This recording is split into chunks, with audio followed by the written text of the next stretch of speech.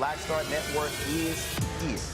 Hold no punches. I'm real revolutionary right now. Black power. Support this man, Black media. He makes sure that our stories are told.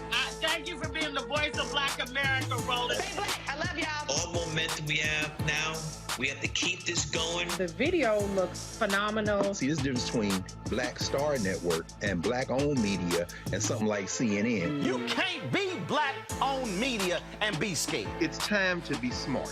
Bring your eyeballs home. You dig?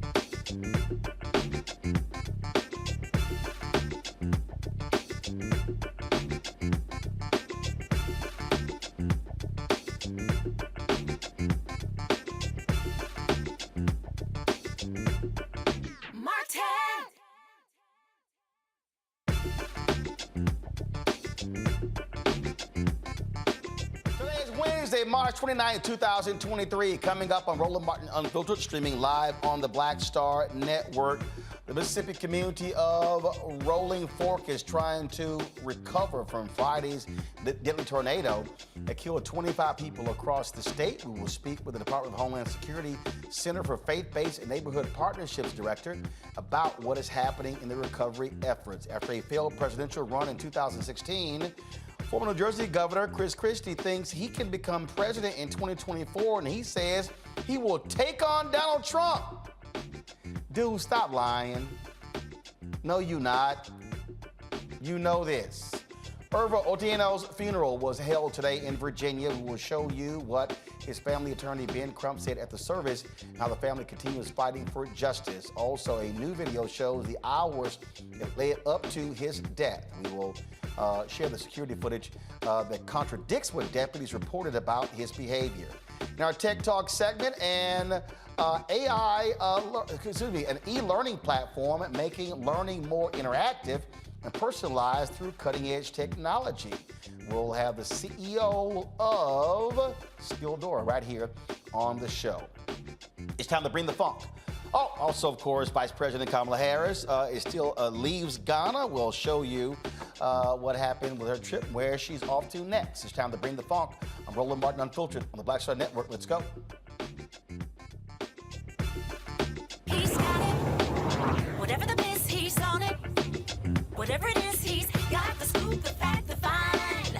And when it breaks, he's right on time and it's rolling. Best believe he's knowing. Putting it down from sports to news to politics. With entertainment just for kicks, he's rolling. It's on go, roll, y'all.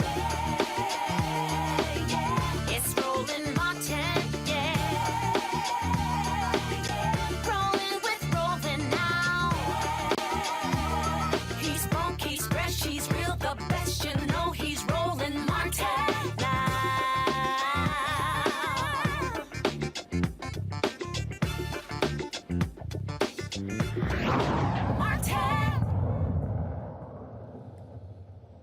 All right, folks, a tornado levels a Mississippi community. 25 folks are dead across the state. Hundreds of buildings and homes were destroyed. An E4 tornado rips through the Rolling Fork community of just over 1,800 people, 1,400 of whom are African American, leaving a trail of destruction for residents to piece back together. Rolling Fork is about 85 miles northwest of Jackson, Mississippi. Here are satellite images of Rolling Fork before and after the tornado. Look at the massive piles of debris people are sifting through, salvaging anything they can. President Joe Biden has issued an emergency declaration for the majority Black community. Joining me now to talk about what's happening there is Marcus Coleman Jr., the director of the Department of Homeland Security Center for Faith-Based and Neighborhood Partnerships. Marcus, when we talk about helping folks after this, what are you providing? Well, Roland, one, thank you for having me on. And what we are providing, not just at the Federal Emergency Management Agency, but across the full federal government, is our support directly to the people of Rolling Fork, the people in all of the affected counties in the state of Mississippi. President Biden signed the declaration, as you mentioned. What that means for individuals and families, if they call 1-800-621-3362 or go to disasterassistance.gov, they can jumpstart their road to recovery now. That is the number, and that is the process that unlocks federal resources for individuals and families. But we recognize, right, like you mentioned, this happened about an hour and a half north of Jackson. When I was with the Administrator Chris and Secretary Mayorkas in Rolling Fork on Sunday, what we knew immediately is we needed to get to people and to families where they were. So we have disaster survivor assistance teams from FEMA, not just in the shelters, not just in the communities, but making sure that we're working with faith leaders, community leaders to get to the people in need. And so again, for those that are listening and have friends and loved ones, they can call 1-800-621-3362. But we are leaving no option unturned to make sure that every affected individual can get access to the benefits available from FEMA. And we continue to work across a broad coalition of interagency and non-government partners to make sure that we're able to meet the immediate and the unfortunate long-term needs. Okay, when you say assistance, what are we talking about here?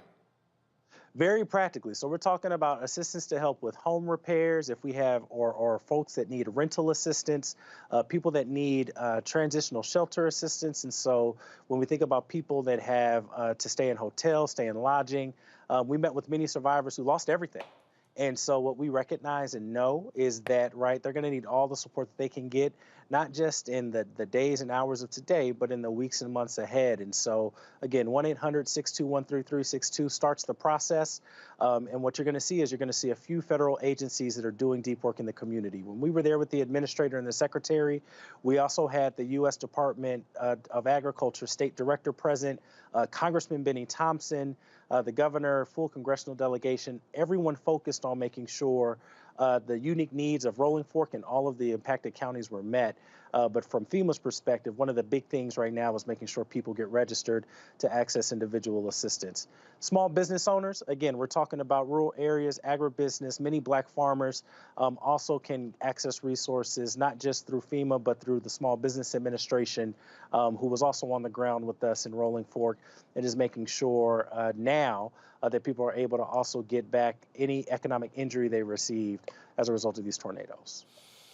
Obviously 25 folks have been killed, and so what's the number of people who are displaced?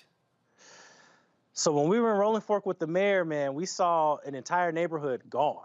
And so in terms of specific numbers displaced, I can't give you an exact number, but what we recognize is that this was a traumatizing event for many, and the damage went from complete and total loss of house to there might be some significant damage where it may not be safe to be in their home.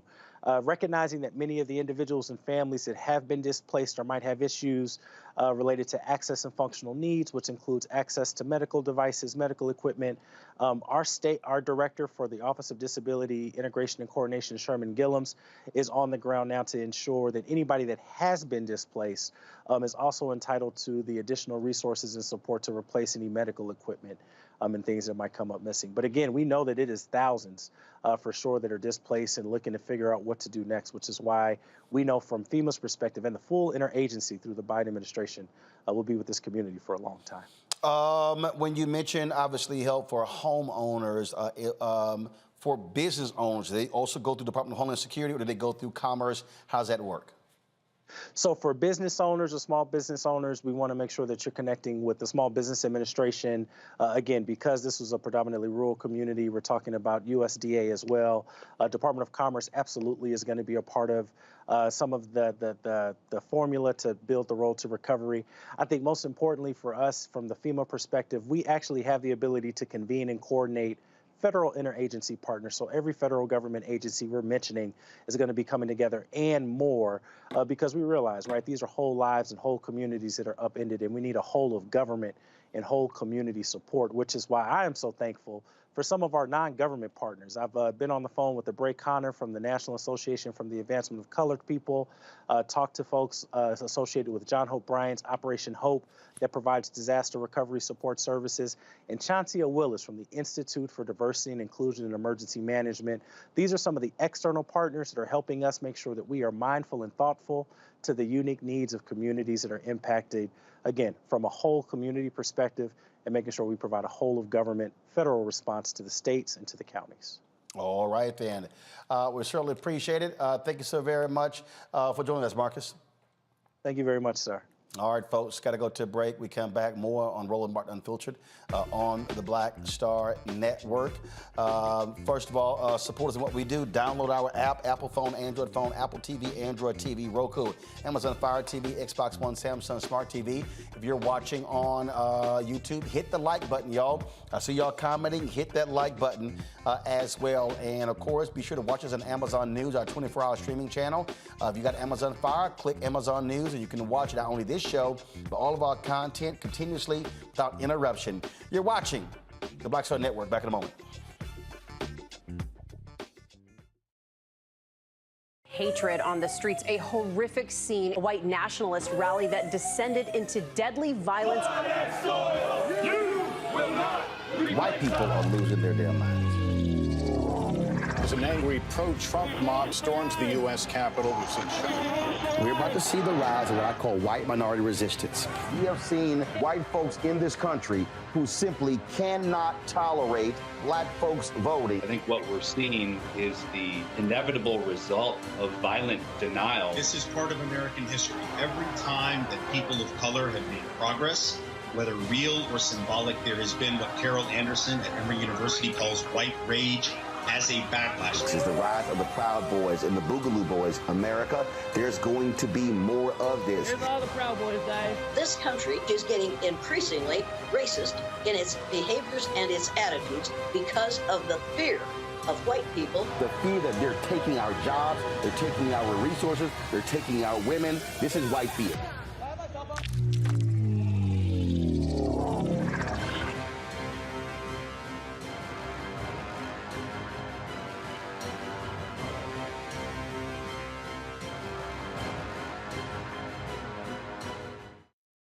Coming up on the next Black Table, a conversation with Professor Howard W. French on his new book, Born in Blackness, covering 600 years of global African history and helping us understand how the world we know today is a gift from Black people. There could have been no West without Africa and Africa. That's on the next Black Table with me, Greg Carr, only on the Black Star Network.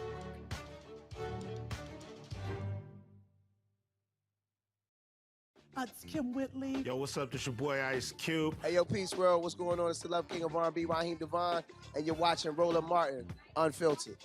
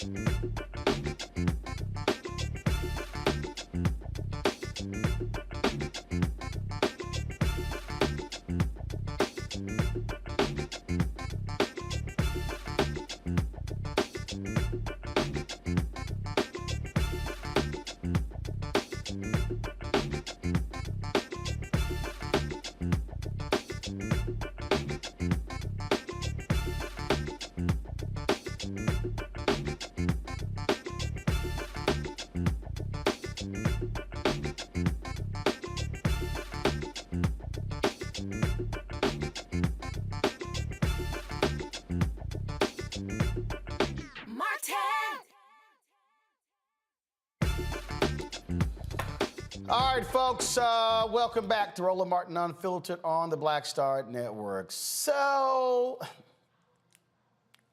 you gotta love all of these Republicans who now they want to talk big and bad about Donald Trump. And who's really running his mouth more than anybody else is, Lord have mercy, Chris Christie. Man, we all remember how Trump just punked him. In 2016. And so he just got punked. Y'all need to be advancing that video. We should be starting with him, not Whoopi. He got totally punked. So he's in New Hampshire, y'all, talking big and bad. Talking big and bad. Watch this. To go, I am your retribution. Guess what, everybody? No thanks. He doesn't want to be my retribution. That's baloney. The only person he cares about is him. You better have somebody on that stage who can do to him what I did to Marco. Because that's the only thing that's going to defeat Donald Trump. And that means you got to have the skill to do it. And that means you have to be fearless. Because he will come back and right at you. What did he do to Marco? It's like a horror movie. Okay, that was a response on The View today, y'all. So, now, what is he talking about? Now, Trump utterly embarrassed Chris Christie. I mean, constantly. In fact, he punked him after the election. When Jared got him fired as head of the transition team, he kept punking him. Hell, Trump gave that fool COVID, he had to go into the hospital. Now, Chris Christie, really? Now you think you could take on Trump? You couldn't even handle me in September 2021 on ABC This Week. Governor, but the reality is this. You have to admit, Sarah, you have to admit the role that you played in putting the person in leadership who is driving conspiracy theories. It's one thing to condemn them after the fact, but you have to own up to the role that you played in putting the person in power. The time we both ran campaigns against No. Let me finish. First off, I don't do anything to you. Can I finish? First off, I'm not defending you. And second, I ran against Donald Trump in 2016. You also coached him for the debate against Donald You Trump in ran against, 2016. here's the deal, you ran against him. But when a person has principles, morals, and values, they do not support them even if you lose. And what they say is, I choose patriotism and the country over party and power. And the problem was too many Republicans chose power in riding with Donald Trump as opposed to patriotism in America. I'll sleep fine tonight with you judging my morals. Well, guess what? As a voter, as a voter who has 13 nieces and nephews, what I also want to see in America are Republicans and Democrats who have the guts to stand up to narcissists, to folks who lie, to folks who sit here and lead a country in the wrong direction. And what that man has unleashed on this country, any Republican who stood with him has to own it and accept the role that they played. Yeah, well, that's fine. I'll accept the role that I played in the 2016 election running against him, and I'll accept the role... Let him finish his point now. Let him finish his point. And I'll accept the role that I played in my belief that Hillary Clinton was not the right person to be president. We all get to make choices, Roland, in this democracy. I made my choice. I'm on record of my choice, and I'm not walking away from my choice. But it does not preclude me from being able to be critical when the person that I did support does things that I am against. And so this false choice that you're trying to set up... That's not false. It's a false choice, and one that the American people are not going to buy either. Roland, let me just press one other point. Right now, I would argue that the fact that so many Americans can't buy into simple facts is probably the biggest existential threat we face to our democracy. So when somebody speaks up for that, isn't it something to be praised? Facts are critically important. But again, when you support someone who said fake news, when you were truthful and then push that, then when you have the networks and the conservative radio talk show hosts, that whole echo chamber driving that's the problem. I am a native of Texas who is still registered there, and I am dealing with Greg Abbott and Dan Patrick, who is consistently lying and making things up, and you're dealing with that. I'm dealing with people who are changing textbooks, well, here's the deal. I have a very basic principle since I've been a journalist. If you do good, I'll talk about you. If you do bad, I'll talk about you. At the end of the day, I'll talk about you, and somebody has to say what others are afraid to say. Sarah, you get the last word. If you want to persuade the half the country that voted for Donald Trump in 2016 to move to your side, then you've got to stop villainizing them. You've got to stop having these conversations where everyone who is not with you is against you. And when someone says that Donald Trump did something wrong, you may want to consider praising that and trying to use that to persuade the people who are not going to be persuaded by what that is going to have to be the last word. This debate could obviously continue. I'm sure it will in coming weeks. Lord, Chris Christie was so upset you thought I took his Krispy Kreme donut. He went complained to the ABC people. Oh, I felt he was complaining, said I got ambushed. He complained more than Umar Johnson did. It was dumb. No, Sarah, I'm not gonna credit you for waking up when Chris Christie supported his re-election. He wanted him re-elected. Let's go to my panel. I'm laughing at these people because they can't be taken seriously at all. At all, about anything. All right, Rebecca Carruthers, she joins us on our panel. Glad to have you here, Rebecca. She, of course, is Vice President, Fair Elections Center. Robert Patillo hosts People, Passion, Politics, News and Talk, 1380 WAOK in Atlanta. Joe Richardson, civil rights attorney. I mean, here's the thing why I laugh at Robert. Chris Christie is going to wilt like a wet noodle under the vicious assault of Donald Trump. He did it before, and he'll do it again. Look, Chris Christie can't stand up to, as you said, Jared Kushner. I don't think this is a serious campaign or serious candidacy because what exactly has Chris Christie done since he left the governor's mansion in New Jersey? What exactly new credentials does he have to justify him being the president in 2024 or going forward? What support does he have? Who's going to bankroll or finance that campaign? He is yesterday's news in American politics, and Americans don't look backwards, they look forwards. And even looking backwards, he represents represents a Republican Party that no longer exists. The Republican Party that he's part of, that he is wants to appeal to, that is the party of John Boehner and Paul Ryan. That's the party of Mitt Romney. And a bygone era, those people are called rhinos now. Marjorie Taylor Greene runs this party now. Matt Gaetz, Lauren Boebert, Donald Trump. That is the MAGA party that is energizing the base. And Chris Christie, he used to be seen as kind of a moderate voice in American politics, but now he's seen as being simply wishy-washy, going along with whoever is in charge. One day you're meeting with Obama because of Hurricane Sandy. The next day you're following around Donald Trump like a lost puppy. He has no political waters going forward. And I think it'll be, if he does announce, it'll be comical how quickly he falls out of the race.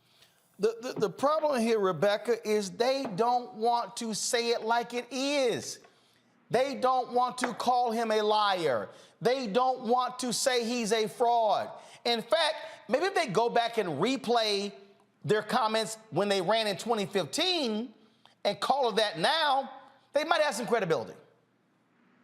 Well, here's the issue here, is that Chris Christie isn't showing leadership. Quite frankly, going after Marco Rubio at this point is punching down, is not punching up. Marco Rubio is not the standard bearer for the Republican Party. He's not going to see the inside of the Oval Office unless he has a visitor badge on. Like, he's not going to be president. So to go after Marco Rubio instead of the now front runners to run for president on the Republican side in 2024, like Governor DeSantis and former President Donald Trump, it simply doesn't make sense. And even for him wanting to have brownie points because he spoke truth to power in that moment when he was very critical of the type of president that Donald Trump was going to be. And then turns out that he was the type of president that Christie attacked or forecasted for Trump to be. It simply doesn't make sense. So the other thing about Chris Christie is that in 2016, he didn't appeal to Republicans in the presidential primary. I really don't see what the difference is between 2016 and 2024. And I don't understand why he's punching down. He should go take the fight to Trump because Trump is the standard bearer for the party right now. See, the thing here, Joe, is they're gutless. They're gutless. And the thing that I'm laughing about, I mean, and I really am, is because they're scared of his followers. They're scared. And they're not going to sit here and challenge him. They're not going to call him a liar. You know why? Because it's going to be a little hard to say, oh, he's a liar. Oh, but I supported that liar. I stood with that liar. I mean, you got Tim Scott, Senator Tim Scott, talking about he running.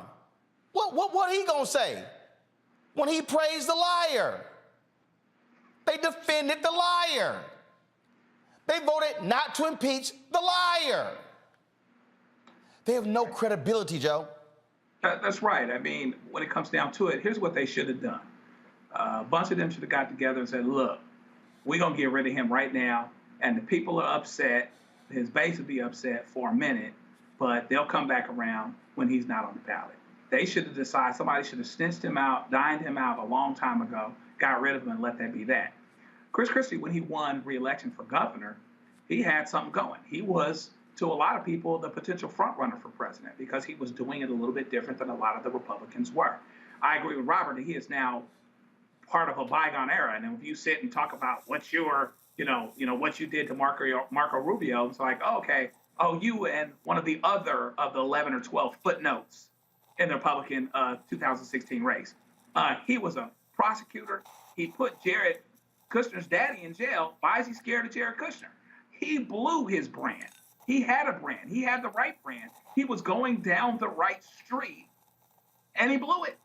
You know what I mean? So you don't get to come back around for that. You know what I mean? And so now the idea that he's going to say or do something that's going to actually make him relevant against Trump in this party, in this era, in this day, really is quite laughable. But what's worse about it is it's one thing if it's somebody that was never consequential trying to say it. But here's somebody that actually at one point was consequential. I didn't necessarily agree with anything he said, of course. But for that party and for what he seemed to be trying to do, I'm like, oh, okay, he might be formidable.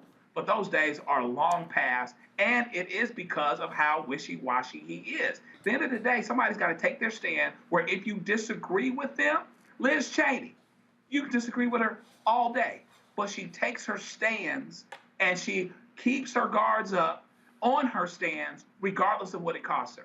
That's where the Republicans need to be. And the fact of the matter is, none of them have that kind of heart, and Chris Christie certainly doesn't have that kind of heart. The reality is, folks, they're going to fall in line. And I'm just going to sit here and just enjoy all they do. I'm just going to enjoy to see them dance around the subject, to see them sit here and be unwilling to challenge, because that's what they are.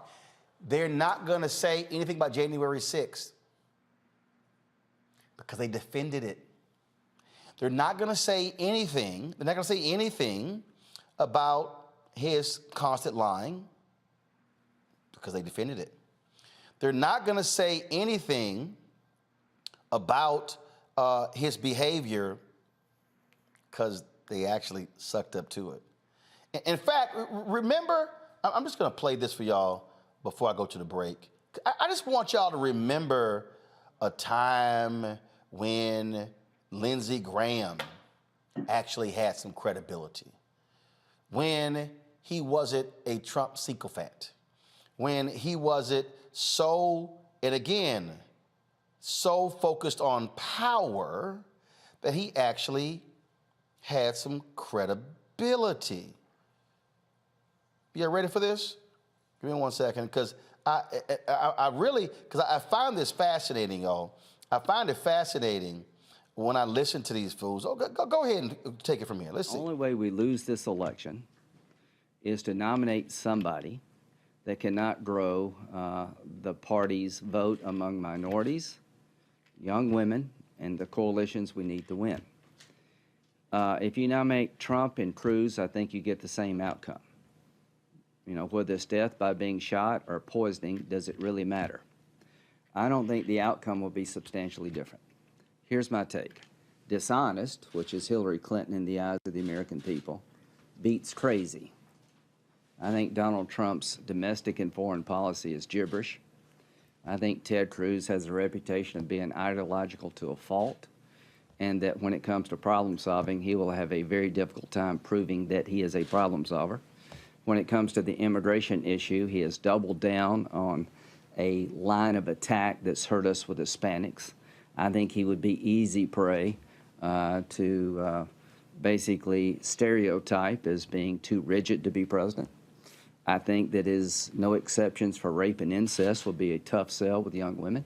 I'm proudly pro-life, but most pro-life people have an exception for rape and incest. He does not.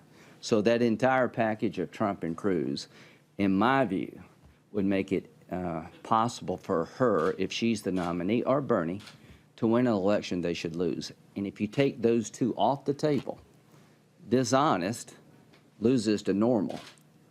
So let's just pick somebody out of the phone book if we have to. We can win this election unless we lose it. And I think Bob Dole's concerns about Ted Cruz I share. I don't know to the extent of the loss, but I just really do believe that he would be easily demagogued, he'd be easily portrayed as somebody not ready to be president of the United States, not having the temperament, the judgment. And what has he done as a senator? He's best known for running down the Republican Party, not building up the country. Well, that's what Graham said then. And then what did he do for 4 years? Kiss Trump's ass. What did I say? They chose power over party, patriotism, morals, values, principles, and ethics. I'll be right back.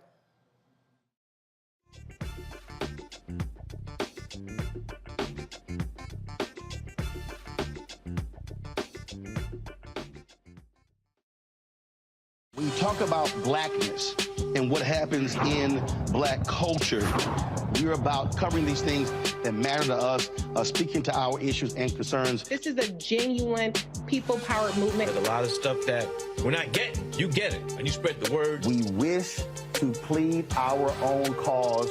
Too long have others spoken for us. We cannot tell our own story if we can't pay for it. This is about covering us. Invest in Black-owned media. Your dollars matter. We don't have to keep asking them to cover our stuff. So please support us in what we do, folks. We want to hit 2,000 people, $50 this month, raise $100,000. We're behind $100,000, so we want to hit that. Y'all money makes this possible. Check some money orders. Go to P.O. Box 57196, Washington, D.C. 20037-0196. The Cash App is $RM Unfiltered. PayPal is R Martin Unfiltered. Venmo is RM Unfiltered. Zelle is Roland at RolandSMartin.com. On the next A Balanced Life with me, Dr. Jackie, re-entry anxiety. A lot of us are having trouble transitioning in this post-pandemic society and don't even realize it. We are literally stuck between two worlds, in purgatory. How to get out of purgatory and regain your footing and balance. What emotions they're feeling and being able to label them, because as soon as you label an emotion, it's easier to self-regulate. It's easier to manage that emotion. On the next A Balanced Life on Black Star Network.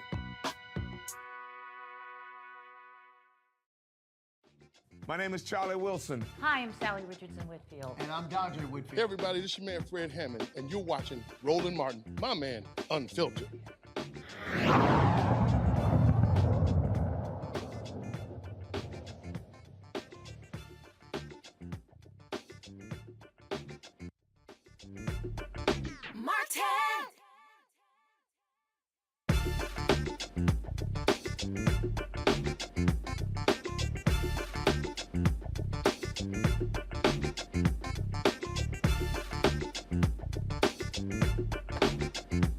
Today, hundreds filed into a church in Chesterfield, Virginia, to remember the life of Irvo Otieno, the black man killed earlier this month while in police custody in Virginia. Otieno's family and friends shared memories of him and expressed their grief and pain at his loss. His family wanted folks to remember him as he lived, not the tragic way in which he died. Irvo was slow to anger and quick to forgive. To me, Irvo represented more than just a black man in America. He represented a black man in Kenya. He represented sisters in Kenya. To me, Irvo's life gives me purpose. The community has responded graciously. Thank you. We couldn't do this without you. Thank you for dropping food off. Thank you for running errands. Thank you for your phone calls. Thank you for your emails. Thank you for your donations. Thank you for your support. The image of which I see here in front of me today is exactly who Irvo's neighborhood looks like. To say goodbye to my son, Otieno. When I took my son to the hospital, this is not what I envisioned. I didn't think my son was not coming home. But son, this is where we are. And I'm sorry. Son, you are a great man. You are gentle and slow to anger. When attacked, you responded. You stood up against intimidation. You stood up against hate, racism, and microaggression. The family attorney, Ben Crump, he also spoke. Your head and you say, but he had handcuffs on his wrist, and he had leg irons on his leg, Reverend Jones, and he was face down, and they piled on top of him. And my God, Councilman Jones, less than 3 years after George Floyd, why would any law enforcement officer put their knees on a man who is restrained and face down? But we see it on the video. And they stayed on him, Leon. Not 1 minute, Not 2 minutes, not 3 minutes, not 4 minutes, not 5 minutes, not 6 minutes, not 7 minutes, not 8 minutes, not 9 minutes, not 10 minutes, not 11 minutes, but almost 12 minutes. They stayed on him. And Reverend Ellis, they say he was struggling. He was struggling because he couldn't breathe. And they try to say, well, technically it's legal. So we go back to the letter from the Birmingham jail when Martin Luther King reminded us, just because they say it's legal, that don't make it right.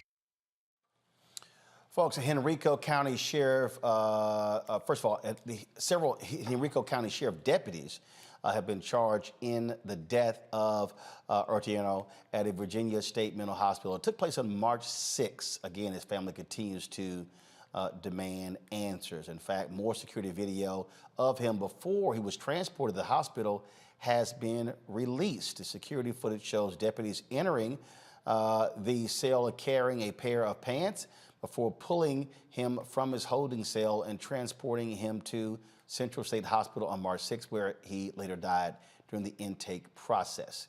Again, 7 Henrico deputies and 3 hospital workers have been charged with second-degree murder in this particular case.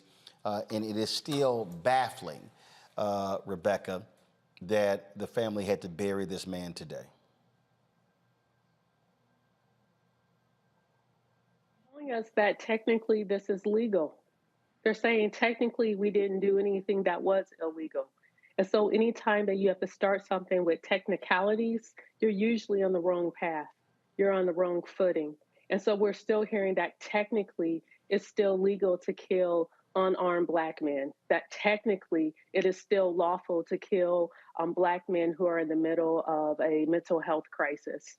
And so we're hearing that the law is going to support them based upon what the Henrico officials are telling us so far. So at some point, just like the letter from the Birmingham jail, we have to move beyond technicalities and we have to start doing what is right. There was a police union president who posed the question to me and to some others, well, what are you trying to say? That all of us have to be perfect when we go to our job? There's no other job where that standard of perfection exists. And my response to law enforcement officials who believe like that, we're not asking for you to be perfect because we understand that you're human. We're asking that if you have the ability to lawfully take someone's life, you don't kill people. That's what we're asking law enforcement officials across the country. Stop killing us. Joe? Yeah, I mean, you know, when you're talking about what's legally wrong and what's morally wrong, we know that this is morally wrong all day long. Perhaps we are starting to be, for as much as we're going through and as much heartache as this is, and hearts go out to this family, as much of this that is going on, at least there ultimately were charges. At least there is some action on the criminal front, because it looks to be that if, you know, from the prosecutor's standpoint, that, yeah, perhaps it was legally wrong, and that's why this is going to go down this road. But again, you know, this brother was struggling for his breath. Listen, you know, you might not like the brother next to you, the person next to you, you might have, you know, a whole lot of things you don't have in common, but one thing you do have in common is that you all need to breathe. And there's a natural inclination for us to struggle to breathe if we are not breathing, because we can't live without breathing. So you put 7 or 8 folk on top of this brother, and he's going to struggle to breathe. They translate that or transmit that as resistance, and now they're doing harder what they were doing before. The more people you have, the more it should be possible to save his life, not to get rid of his life. Robert? Well, you know, it reminds me of 1 Timothy chapter 1, 8 through 11, where they say, but the law is good so long as a man uses it lawfully. In this case, we see that this may be technically legal, but clearly they're not using the law lawfully. We have a situation in this country where law enforcement decided that instead of enforcing the spirit of the law, they would rather exist within the gray areas of it, where, simply put, they will use any excuse for the ability to kill Black and brown people in this country. I was on the news in Iran yesterday on Press TV, and they're asking us questions about the U.S.'s role in enforcing human rights around the world. And one of the anchors asked me, well, how can we talk about human rights around the world from the United States perspective when they still fail to treat African Americans with the types of human rights they demand other countries to do so? And we don't have a good answer for that. How exactly can we criticize China for their treatment of the Uyghurs when we still have African Americans being murdered by the government of this country on a regular basis?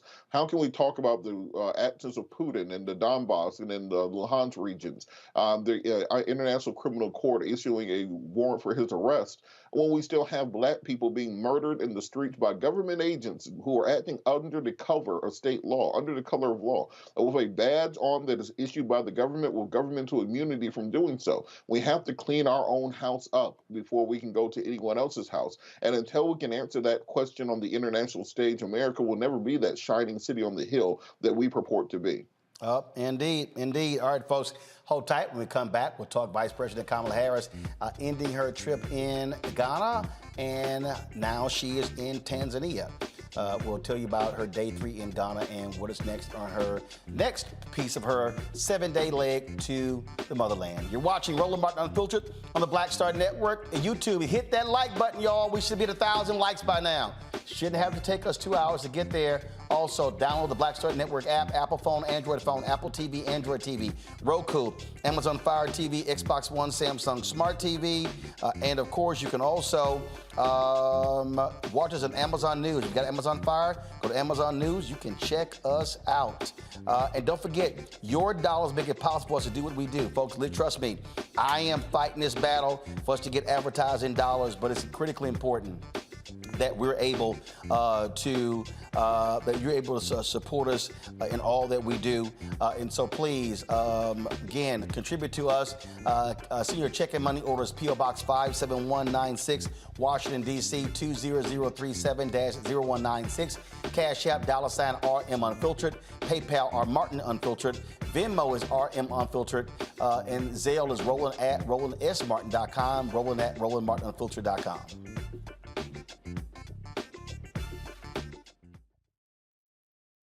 Pull up a chair, take your seat. The Black Tape with me, Dr. Greg Carr, here on the Black Star Network. Every week, we'll take a deeper dive into the world we're living in. Join the conversation only on the Black Star Network. Hi, I'm Dr. Jackie Hood Martin, and I have a question for you. Ever feel as if your life is teetering and the weight and pressure of the world is consistently on your shoulders? Well, let me tell you, living a balanced life isn't easy. Join me each Tuesday on Black Star Network for a Balanced Life with Dr. Jackie. We'll laugh together, cry together, pull ourselves together, and cheer each other on. So join me for new shows each Tuesday on Black Star Network, A Balanced Life with Dr. Jackie.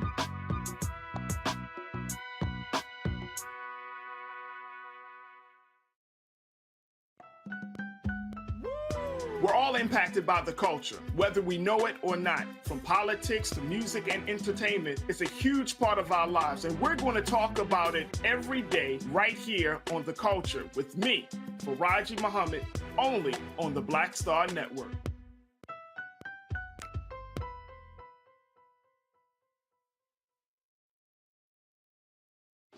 My name is Charlie Wilson. Hi, I'm Sally Richardson Whitfield. And I'm Dodger Whitfield. Hey everybody, this is your man Fred Hammond, and you're watching Roland Martin, my man, Unfiltered.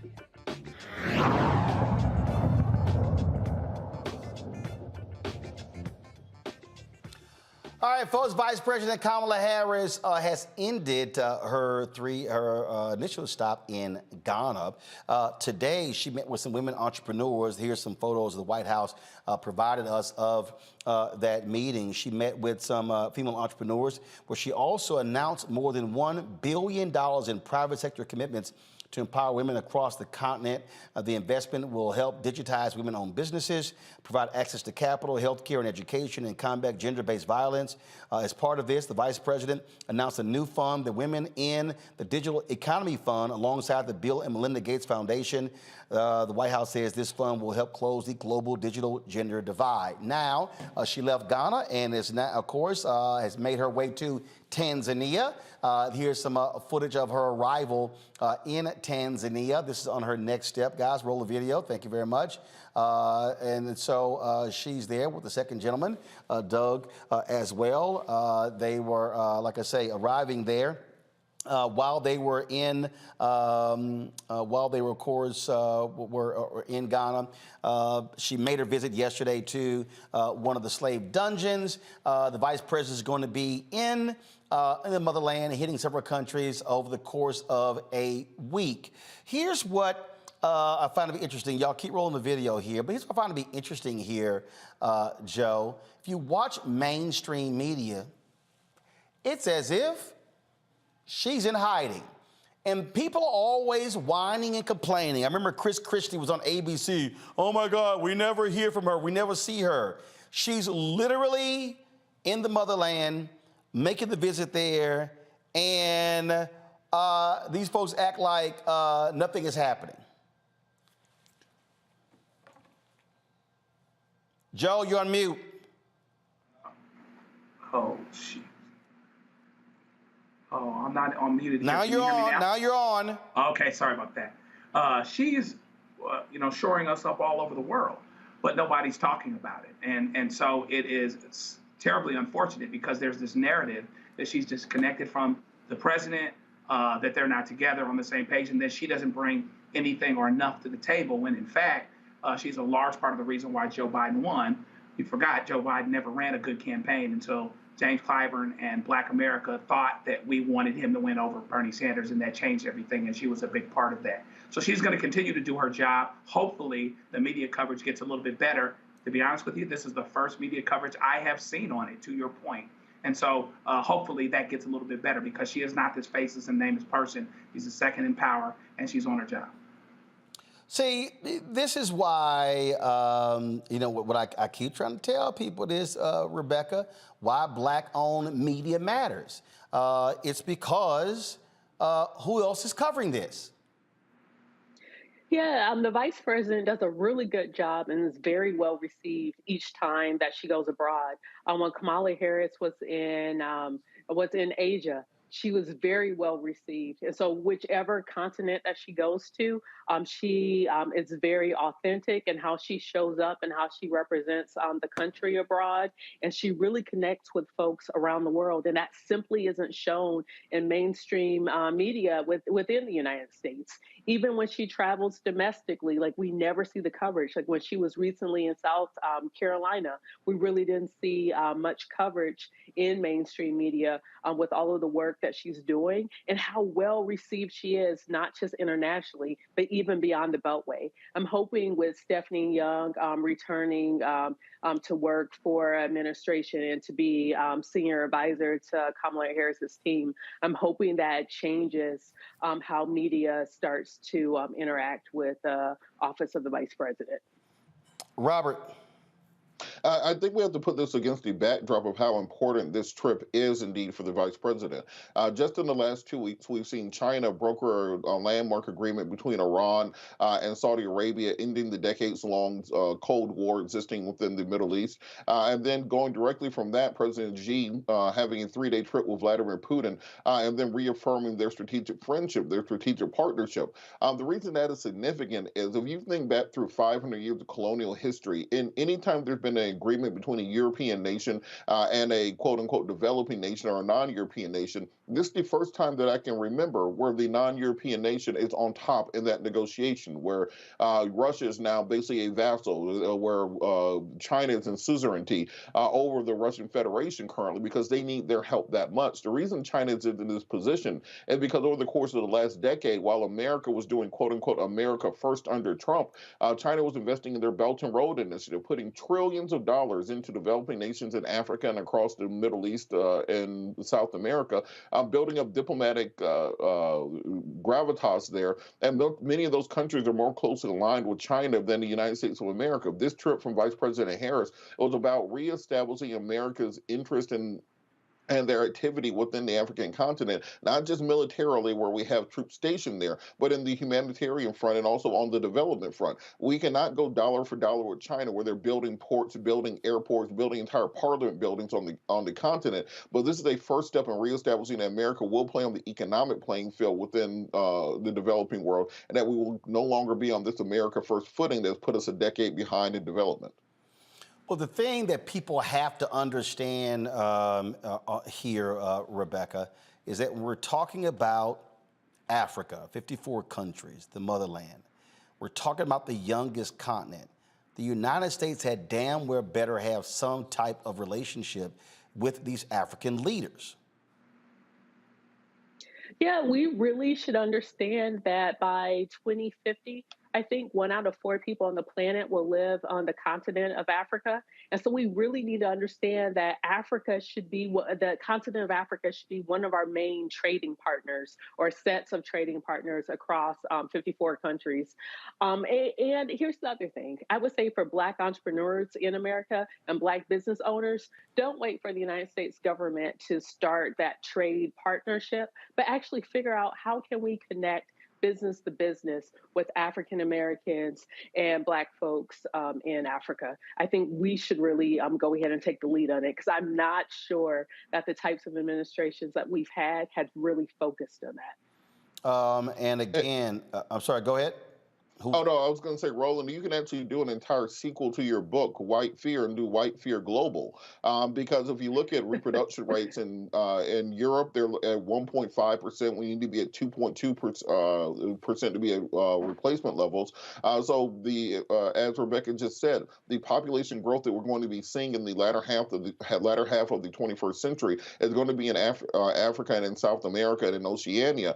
Because of this, you're seeing many European governments there now experiencing the exact same white fear there that you're seeing happening here in the United States of America, whether it's Giorgia Meloni, the neo-fascist Mussoliniite in Italy, whether it's Orban, whether it's Lukashenko, whether it's the Brexit movement, which is about closing off immigration in the UK. So this is becoming a global white fear pandemic that we're falling into. And when it comes to investment, many of these developing nations, particularly African nations, aren't really in a hurry to go back and be friends with the same people that colonized them and enslaved them. And that's why China has the upper hand when it comes to diplomacy and diplomatic favor across the globe. We're going to see a very different world in the latter half of this century than we've seen over the course of the last 500 years. Well, again, folks, if y'all want to understand why the Black Star Network matters, it's because of this. First of all, it would have been great for us to be actually on the trip, but you know what? It probably, you talk about from a cost standpoint, anywhere from $50,000 to $75,000 to be able to travel there, to be a part of that pool, and all of that sort of stuff. That's why resources matter. Our goal is to build to that. But I'm gonna tell y'all right now, this happens all the time, folks, where you're not seeing the level of coverage, where you're not seeing folks talk about these sort of stories. We talk about this all the time. This is why Black-owned media matters. So please support us in what we do. Make it possible for us to cover the news that, again, mainstream media is ignoring. Check and money orders, P.O. Box 57196, Washington, D.C., 20037-0196. Cash App, $RM Unfiltered. PayPal, R Martin Unfiltered. Venmo is RM Unfiltered. Zelle, Roland at RolandSMartin.com. Roland at RolandMartinUnfiltered.com. We'll be right back.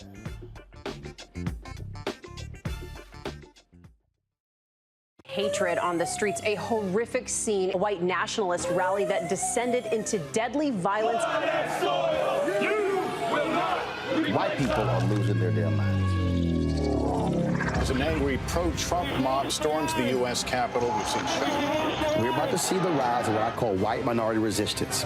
We have seen white folks in this country who simply cannot tolerate Black folks voting. I think what we're seeing is the inevitable result of violent denial. This is part of American history. Every time that people of color have made progress, whether real or symbolic, there has been what Carol Anderson at Emory University calls white rage as a backlash. This is the rise of the Proud Boys and the Boogaloo Boys. America, there's going to be more of this. Here's all the Proud Boys, guys. This country is getting increasingly racist in its behaviors and its attitudes because of the fear of white people. The fear that they're taking our jobs, they're taking our resources, they're taking our women. This is white fear.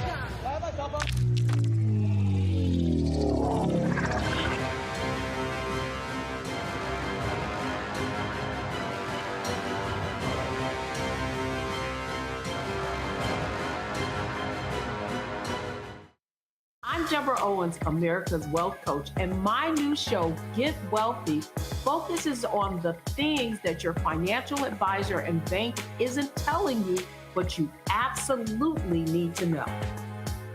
So watch Get Wealthy on the Black Star Network.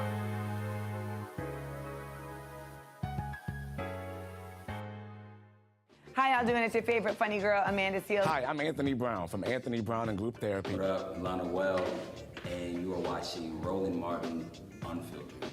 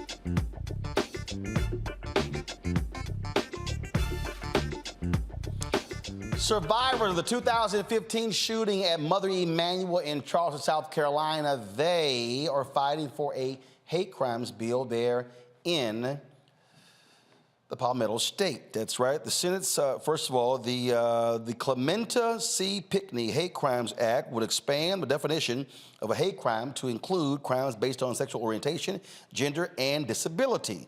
The Senate subcommittee passed it Tuesday in the whole Judiciary Committee in a 15-8 vote this afternoon, but the bill failed in the South Carolina State Senate. The bill has been introduced multiple times, but has not passed due to resistance from legislators, arguing that existing laws are sufficient and would impede freedom of speech. Really? Survivors of the shooting believe that a hate crime bill would provide a more significant deterrent and message that hate crimes will not be tolerated in the state. South Carolina Republicans are considering a version filed in the Senate that includes a definition of sex and a statement that nothing in the bill could violate freedom of speech. Really? Really, Robert? We're talking about hate crimes bill. And these folks talking about freedom of speech? Really? Well, as we've seen, we have a Republican Party in this country right now that's seeking to roll back rights, not to expand them. They're trying to get rid of the things we've done in the 1960s and the 1970s. We saw affirmative action before the Supreme Court. That's probably going to be overturned. We're seeing the Dormant Commerce Clause will probably be overturned by the U.S. Supreme Court. And they're trying to find every way to take out every bit of progress that's been made over the course of the last century and a half when it comes to African Americans and other minority groups. And the fact is, we are seeing more and more hate-related attacks on people based on gender, based on sexual orientation, based on how people dress, etc. And we have to provide protections to the updated threats that exist today. The Republican Party has, for some reason, decided that the transgender community is now their new punching bag, which is motivating more attacks on trans people, that's encouraging more attacks on the LGBT community. We saw the last major hate crimes legislation that we had with Matthew Shepard and James Byrd Act, which was meant to fight that on the federal level. And we have to stop these states from being able to push backwards when it comes to these rights, as opposed to expanding them going forward to provide additional protections. Joe. If you close your eyes and listen to the conservative church and you listen to Donald Trump, you can't tell which is which. And so they're going to bring up free speech, which basically amounts to hate speech. So they want to be able to say whatever it is that they want to say. But listen, Jesus wasn't a hater.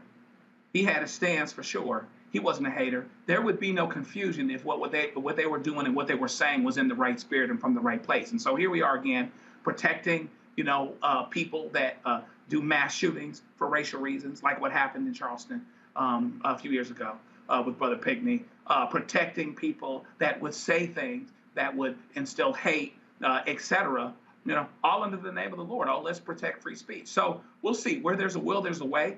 And if there's a will, we'll see it coming out. But the fact of the matter is, we can close our eyes, listen to them, listen to Trump, and there's no difference. And they are aligned with him and aligned with hate. And so there you are. Rebecca. Roland, I'm so confused. I thought these were the very people who believed in personal responsibility. Look, there's free speech in this country. You can say whatever it is that you want to say, but it doesn't mean that there aren't consequences to what you're saying. So what it sounds like, these people just don't want to have to deal with the consequences of the quiet parts that people used to not say out loud, or maybe they were too politically correct to say out loud. Now they're saying it out loud, and now they don't understand why people are reacting negatively to the vile speech and the hateful speech that they're spewing. Like, I really want to ask these people, what happened to personal responsibility? Say what you want, but be responsible with what you're saying, understanding that there's consequences to everything that you say. So I just don't understand. It's like, take personal accountability then.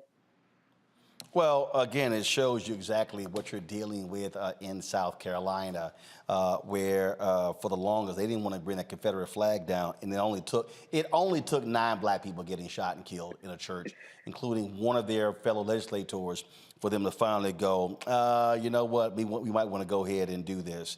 But it goes to show you how screwed up Republicans are in that state, and it's really a doggone shame.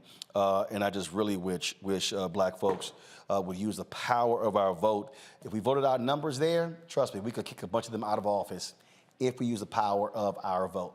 All right, folks, the House Oversight Committee held a hearing examining crime and city management before voting on the D.C. police accountability legislation.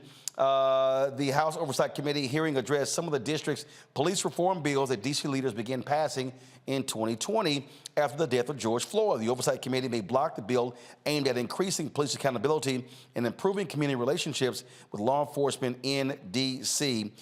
Here's some of the BS we heard from Republicans on the Hill. 105 D.C. officials have not carried out their responsibility to serve their citizens. Therefore, our committee must fulfill its responsibility to conduct oversight of the District of Columbia. We have a tall task today examining D.C.'s failures. The crime statistics alone are shocking. According to the D.C. Metropolitan Police Department, carjackings in the district have increased 105% compared to this time last year. 56% of these carjackings are committed by juveniles. Total property crime is... Constitutional scholars urged Congress to admit D.C. to the Union, explaining in a letter that, and here I'm quoting, there is no constitutional barrier, end quote, to admitting the state of Washington Douglas Commonwealth. In 2016, D.C. held a referendum on statehood. What percentage of D.C. residents voted in favor of statehood? You know, Congressman, I don't remember whether it was 80 or 85%, but it was somewhere around there. Yeah, well, it was around that. It was 86%. The people of the District of Columbia want statehood. They want voting representation in Congress. They want to govern themselves like everybody else in this country. Congress has the authority to admit the state of Washington Douglas Commonwealth. It is time for Congress to pass the D.C. statehood bill. Well, it goes to show you what happens when they still want to tell black people what to do here in D.C. Now, the bill includes provisions such as requiring body cameras on officers, banning chokeholds and no-knock warrants, and mandating de-escalation training for police. In a historic move, Republicans have brought back-to-back resolutions disapproving various D.C. bills, which is rare, only happening 3 times in the past 3 decades. A month ago, the GOP-led Oversight Committee was also expected to advance a disapproval resolution seeking to overturn D.C.'s Comprehensive Policing and Justice Reform Act. Republicans argued that the bill would increase crime. The bill could move to the House floor for a vote. This is all. I just love these people who always talk about local control, Rebecca, except when it comes to Well, Roland, it's not even just D.C. Any black jurisdiction in the country is now dealing with this. Or even when we think about black prosecutors that we now have across the South, like in Georgia, where we see now there's a piece of legislation that's advancing to the governor's desk that would have oversight for local prosecutors. We're seeing that happen de facto with state attorneys in Florida. So we see wherever black folks have power, then all of a sudden we're seeing that there are conservatives and there are members of the Republican Party who are saying, oh no, we don't want that type of power. Joe. Yeah, I mean, really, at the end of the day, they find their pragmatism, their inner pragmatism when it's time for looking for police accountability. D.C. government passes things related to that. And so now here comes Congress to have oversight and to break their only, regular rule about local government control. Meanwhile, the biggest crime that I saw take place in the last couple of years in D.C. was on January 6th. But they don't want to talk about that. In the South and in other places in the country, again, they are going after oversight, where they're actually overseeing judges, where they're trying to get to a place where even locally picked people that were picked by local citizens, often black citizens, don't have the say that they're supposed to have constitutionally. So it goes on and on and on, and I think we're going to continue to see it because of this fear, this white fear that you talked about, this fear of people being in charge of their own destiny, and how that shakes out, particularly as it pertains to making agencies and institutions accountable that they don't want to be accountable. Robert? It's interesting to me that this entire conversation that you hear from the Republican Party about, well, there's crime and there's carjackings, etc. But then when it comes to Donald Trump, all of a sudden, all that law and order talk goes out the window. Like, hey, you don't need to prosecute him for all the crimes that he did.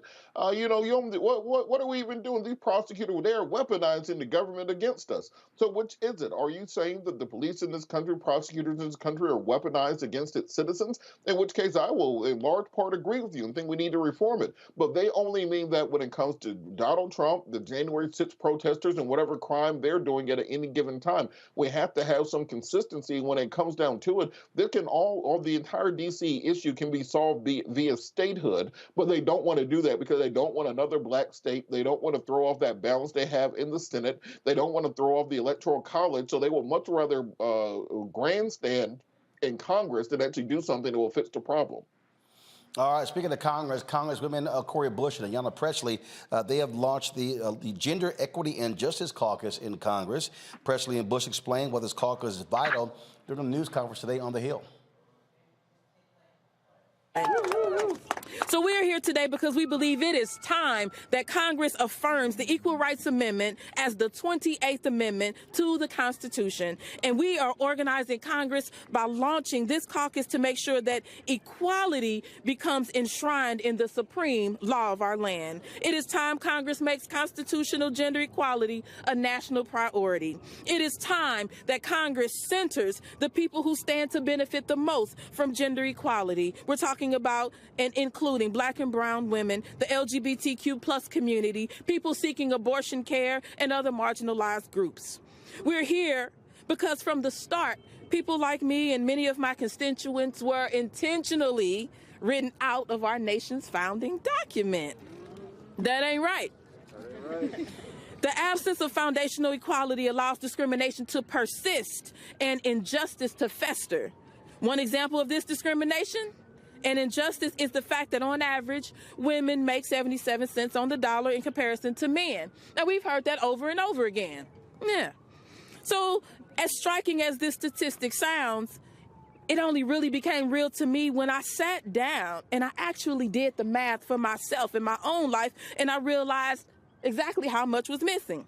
Pass that mantle over, that it's important that this movement in this moment be led by those and centered by those who stand to benefit the most from the passage of the ERA and who have been ignored, left out, and left behind in our founding document, and often not given the credit they deserve in this fight. So we paid that tribute to many of these sheroes in the People's House to register officially into the congressional record their contributions to the movement, because for so long we have either been erased or relegated to a footnote in history. And so I hope this representation, this demonstration here today of a truly multiracial, multi-generational coalition affirms that there will be no erasure any longer.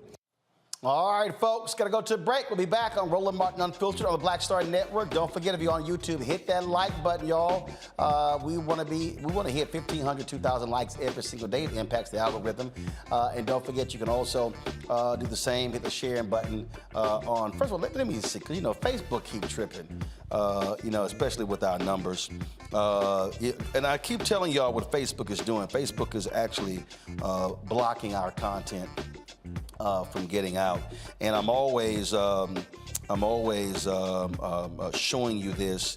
And just so y'all know, here's a perfect example. Y'all see it. So yesterday's show, you saw us talking about Seattle police reform and Vice President Kamala Harris.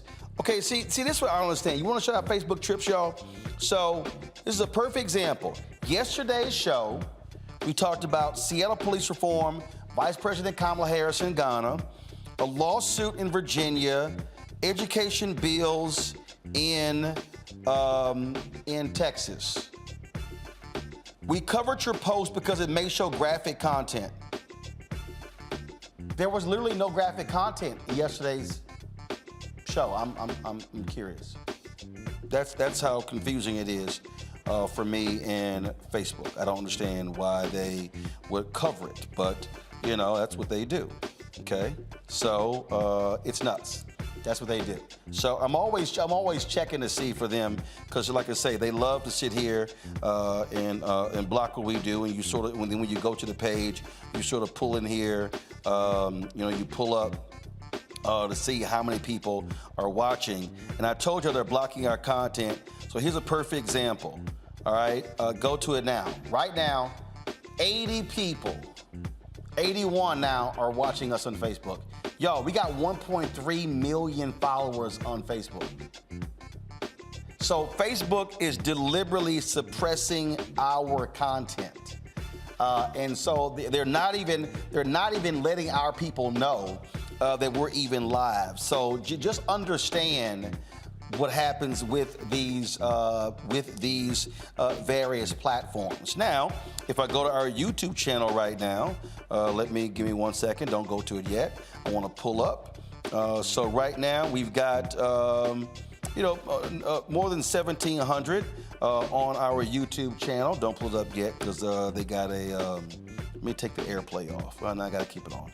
So if you look at our YouTube channel, you'll see what they've got. I don't think you can see the chat room. About 1,700 who are watching our YouTube channel right now, and we've got 1 million subscribers on our YouTube channel. So what does that tell you? 1.03 million. What does that tell you about Facebook? That's why, y'all, we can't be beholden to these platforms. So I need y'all to understand why we've created these additional things. And so that's why if you go back to the do I have it on here? I should have it on here. So why do we create our Black Star Network app? We created our Black Star Network app so we aren't dependent upon a platform for being able to get to you. Let me say this again. Now, I'm going to tell y'all this, because again, I keep telling y'all how much stuff costs. So if you go to my phone here. So this is right now, so I'm on my iPhone. This is our Black Start Network app. Our Black Start Network app, y'all, cost us $161,000 a year. $161,000 a year. So when you hear me talking about making contributions and donations to our show, this is one of the things that we're actually paying for, $161,000 a year. We do this because we don't want to be in a situation where we are beholden to a platform. If Facebook is blocking our content, then you can't see our content. Follow me over here. This is also why we now have our 24-hour streaming channel on Amazon News. And so we go over here, so you'll see right here, okay? I'm in here, okay? So when I click, so when you go to Amazon News, so we've launched our 24-hour streaming channel.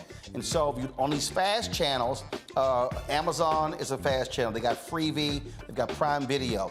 You've got Philo, Fubo, Pluto, Zumo, Samsung TV Plus. You've got Vizio TV, LG. All of these are what are called fast channels.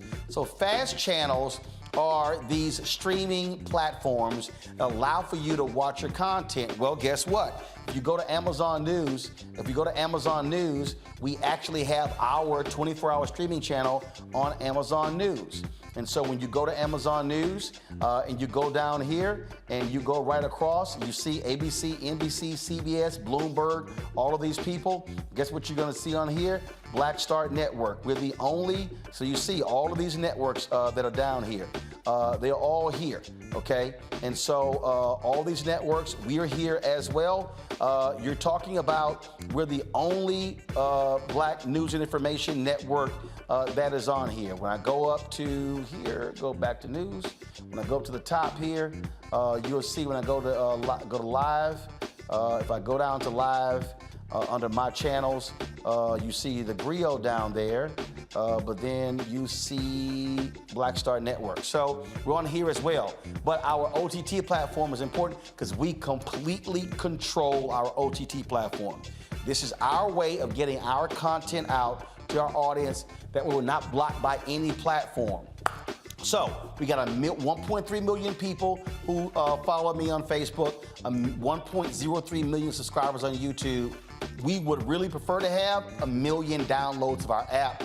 That way, we're guaranteed to get our information out to you, and nobody is controlling us. And so your support matters. Check and money orders. Go to P.O. Box 57196, Washington, D.C. 20037-0196. Cash App is $RM Unfiltered. PayPal are Martin Unfiltered. Venmo is RM Unfiltered. Zelle, Roland at RolandSMartin.com. Roland at RolandMartinUnfiltered.com. We'll be right back.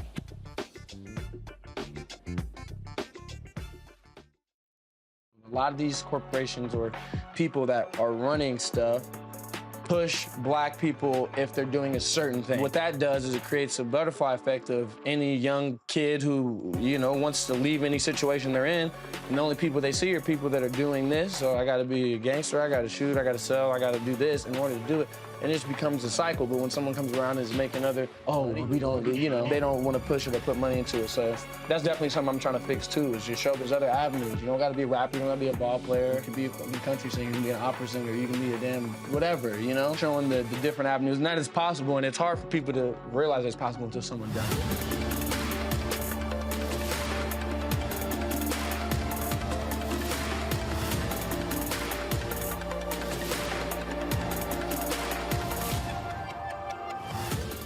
On the next A Balanced Life with me, Dr. Jackie, Re-Entry Anxiety. A lot of us are having trouble transitioning in this post-pandemic society and don't even realize it. We are literally stuck between two worlds, in purgatory. How to get out of purgatory and regain your footing and balance. What emotions they're feeling and being able to label them, because as soon as you label an emotion, it's easier to self-regulate. It's easier to manage that emotion. On the next A Balanced Life on Black Star Network. Hey, I'm Antonique Smith. Hey, I'm Arnez J. Hi, this is Cheryl Lee Ralph, and you are watching Roland Martin, Unfiltered. I mean, could it be any other way? Really? It's Roland Martin.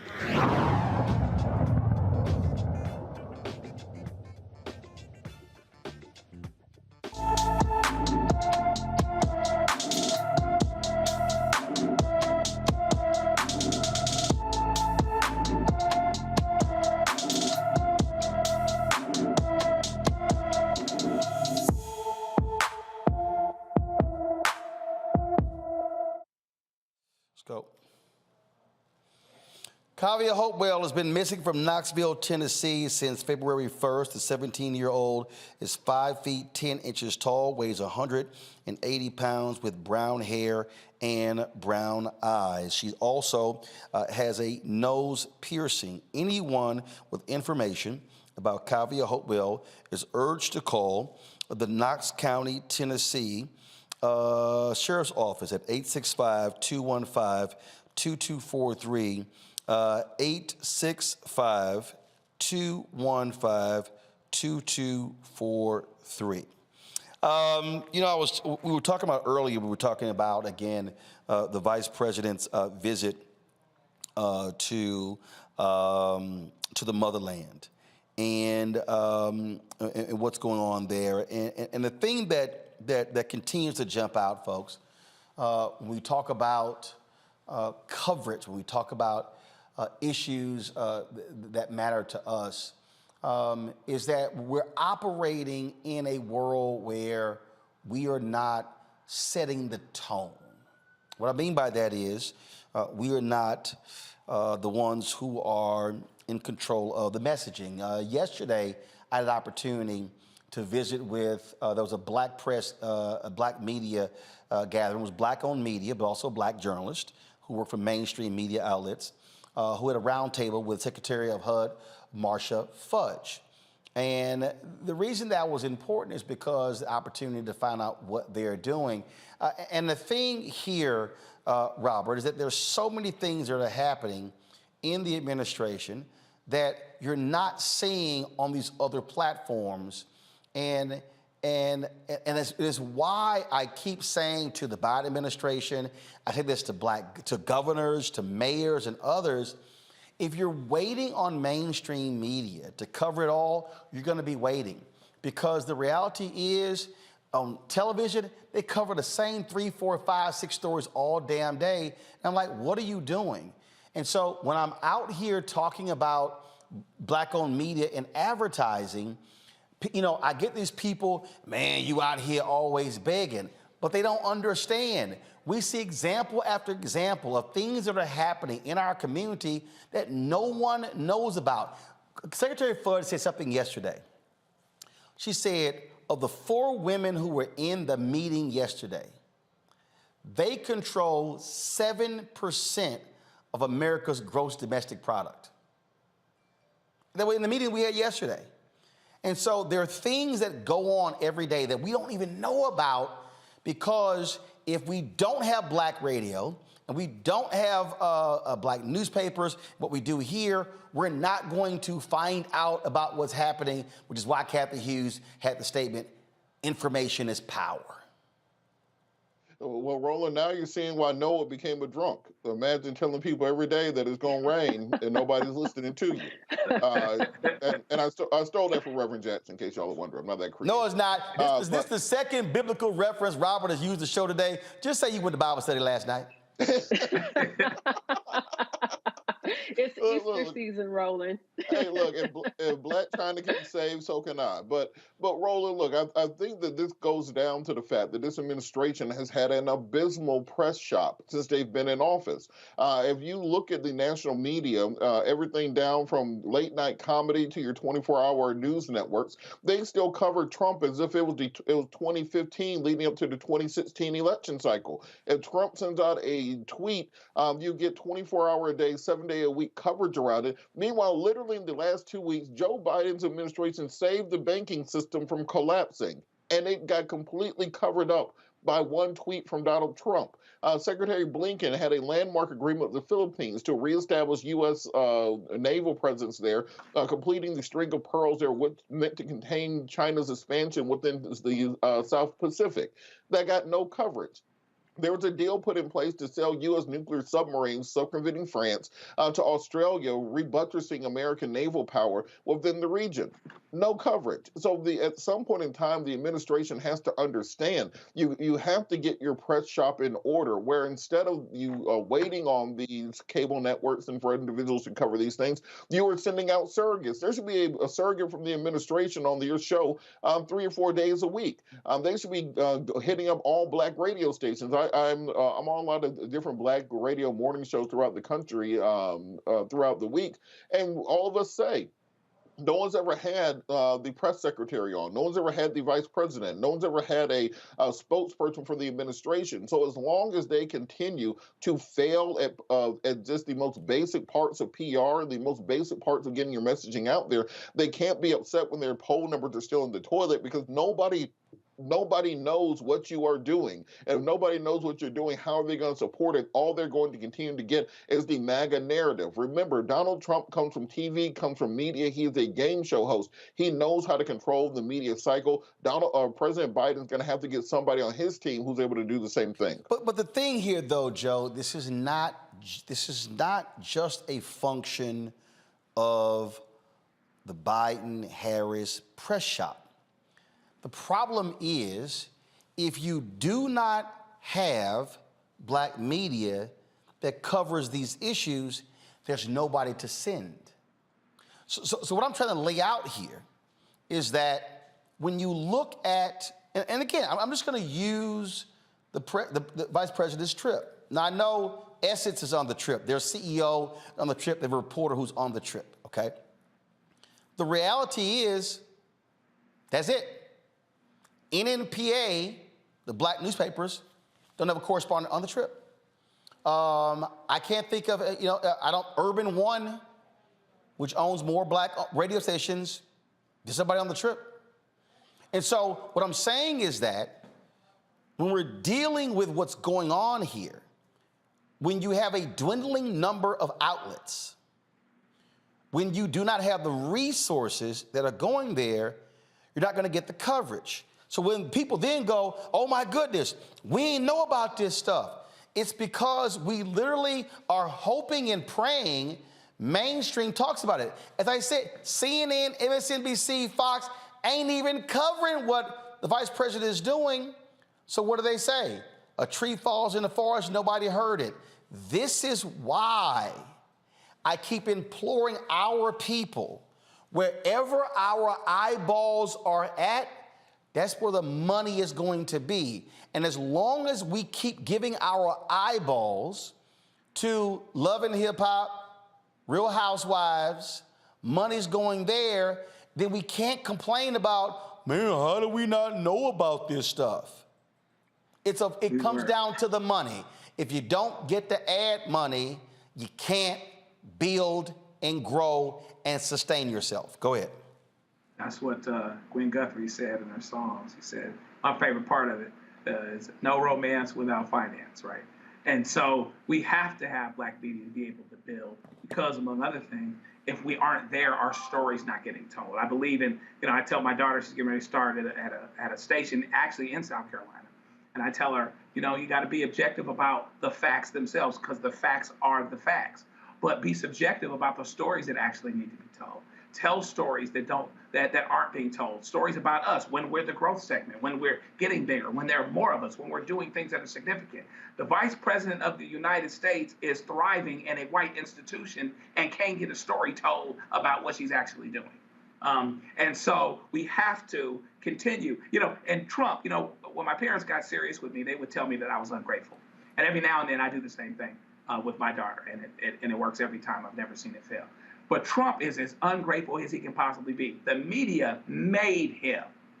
They made him. They follow him. They continue to follow him. He said, they're getting ready to arrest me on Tuesday. No indication they actually were. And everybody covered it like it was getting ready to be the apocalypse. Meanwhile, back at the ranch, all these things that are going on in the administration are going on, and nobody's talking about it. CNN's not talking about it, but they say breaking news at the top of every hour. MSNBC's not talking about it. Mainstream media is not talking about it. And so it's pretty frustrating to see that for where it is, but it underscores the importance of what we're talking about, because our stories don't get told unless we're there, unless we're at the table, and we're not going to be able to be at the table the way that we need to if we don't have the ad dollars to build and to grow. So I'm going to unpack this thing when we come back and with our Where's Our Money segment.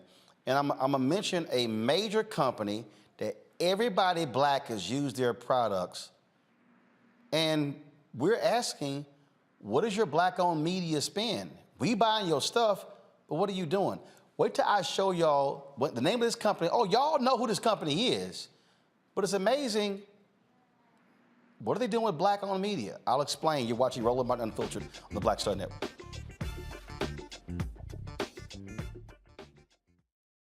When you talk about blackness and what happens in black culture, we're about covering these things that matter to us, speaking to our issues and concerns. This is a genuine people-powered movement. There's a lot of stuff that we're not getting. You get it, and you spread the word. We wish to plead our own cause. Too long have others spoken for us. We cannot tell our own story if we can't pay for it. This is about covering us. Invest in black-owned media. Your dollars matter.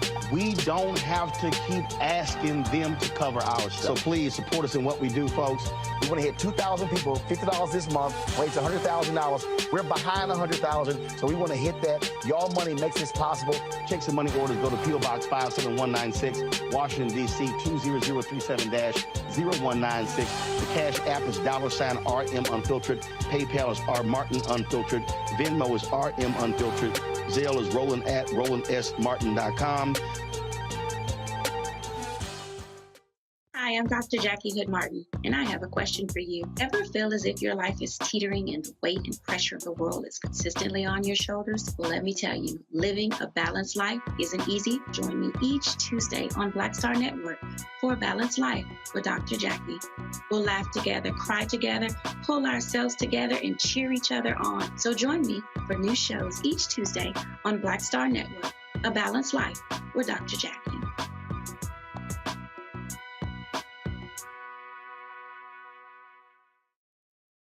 Hey everybody, it's your girl Lunel. So what's up? This is your boy Earthquake. Hi, I'm Chaley Rose, and you're watching Roland Martin Unfiltered.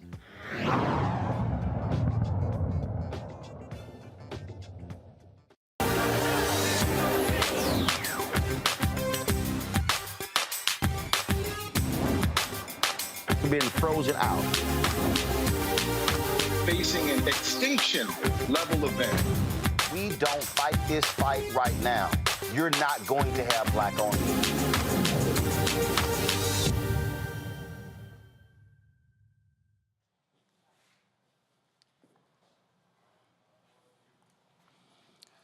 All right, folks, welcome back to Roland Martin Unfiltered. So, are you familiar with this company? Let's see here. Do you have it up? Okay, here we go. Y'all familiar with this company here? Let's see here. Okay, for some reason, we're not able, why is it not pulling up? Let me just double check it here. Give me 1 second, y'all. I know, I'm gonna pull it back up because it keeps going in and out, so. Okay, all right. All right, so let's see here. Airplay is, I see what's going on here. So the Clorox company, I think it's the distance from where it is. So we use Clorox, all right? I'm gonna walk back over here. I need to show y'all what I'm talking about so you can understand what's going on. So we talk about the Clorox company, okay? You may go, okay, I heard of Clorox, but you know, what are you talking about? The Clorox company, isn't that just they just sell products and then, you know, cleaning products and stuff along those lines? Well, that is what they do, but they are a $19 billion a year corporation. Let me say it again, $19 billion a year. In fact, you should be able to see it now. This is their market cap, okay? That's right. Their market capitalization is $19.21 billion. Their stock price trades at $155.50. And so, now, why is that important?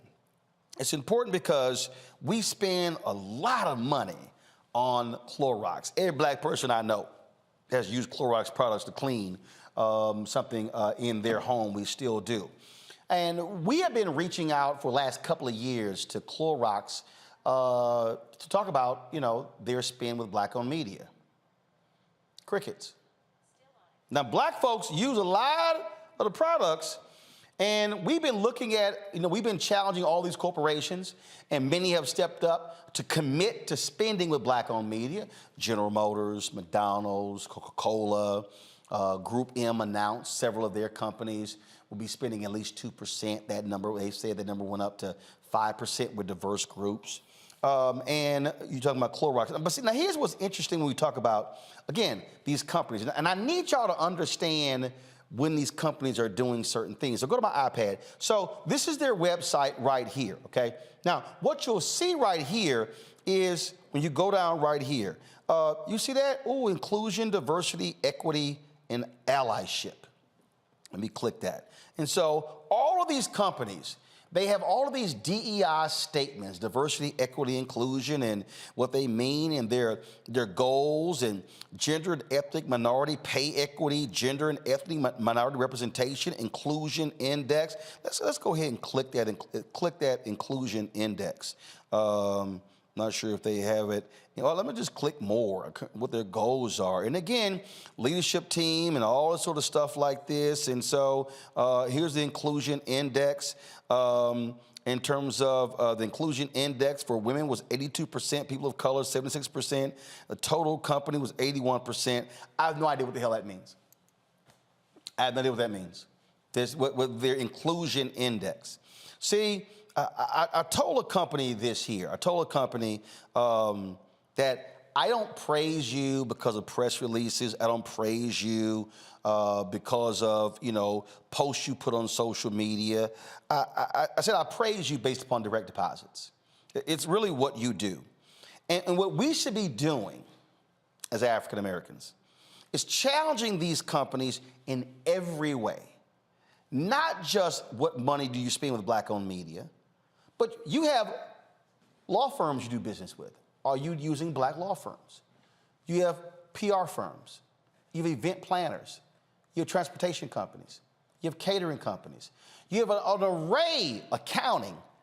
Do you have a black accounting firm? There's an array of professional services that all of these companies utilize.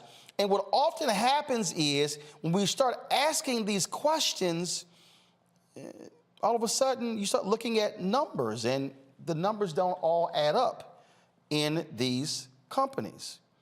And so we're challenging them because, like right now, you can go to my iPad. This is the executive team of Clorox. This is them, their CEO, Linda Rendell. And you're going on here. And so the executive, the black executive is a sister. She is the VP and Chief Diversity and Social Impact Officer. Now, let me explain why that's sort of a problem. And again, I don't know the sister. I got nothing against the sister. But the problem in corporate America is that these are not what we call P&L responsibilities, meaning that you don't have any profit and loss responsibilities. So when you're in one of these jobs, how is that really an important factor? So when you don't have any African Americans who are on, when it comes to the executive team, who are in those P&L responsibilities, well, then it is a problem. Now, again, when I think about the board, here's the board. Can you go to my iPad, please? This is their board of directors. And so you see who their board members are, various people. And there is a brother on here, and I've met Christopher before, and I plan on reaching out to Christopher. Christopher J. Williams, he's the chairman of Seabird Williams Shank and Company, LLC. Like I say, I've met Christopher a number of times. Again, the thing that why this is important is because, folks, black board members must also, and I'm not just calling Christopher, I'm talking about all black board members, must be pushing these companies to deal with this, because if we're not discussing the money, y'all, we ain't having the right conversation. And Robert, Rebecca, and Joe, people keep saying, man, you know, because I saw you on the Breakfast Club, and I saw you on Ebro in the mornings, and I saw you on Vlad TV, and man, you keep talking about this stuff, and man, I don't understand, why you begging and why you doing all this, and I keep trying to explain to them, when you're talking about social impact, when you're talking about social justice, if you're not having a black economic social justice conversation, ain't a damn thing changing, Robert. You're absolutely correct. One of the things that when I first started in civil rights was I was an intern for Janice Mathis, the current executive director of NCNW. And what we would do is a corporate report card of Fortune 500 companies within the Southeast, detailing the number of, as you just did, African Americans on the board of directors, African Americans in senior leadership.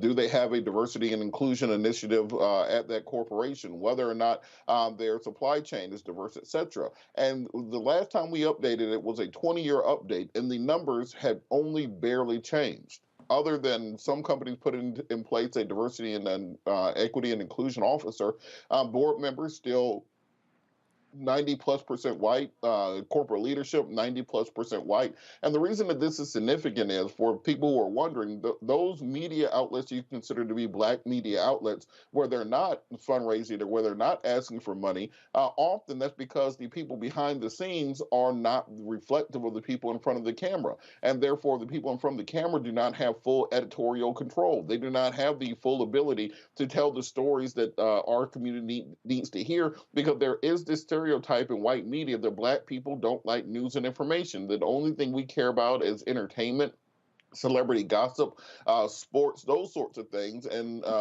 occasionally black violence porn, but that we do not care so much about hard-hitting black news. This is why so many efforts at black news have failed over the years, because of this belief that we simply put do not want it and do not believe in it. And I think it's time for us to stand up and make a clear showing that we want real news to come to our communities, and we will support real news when it comes to our communities.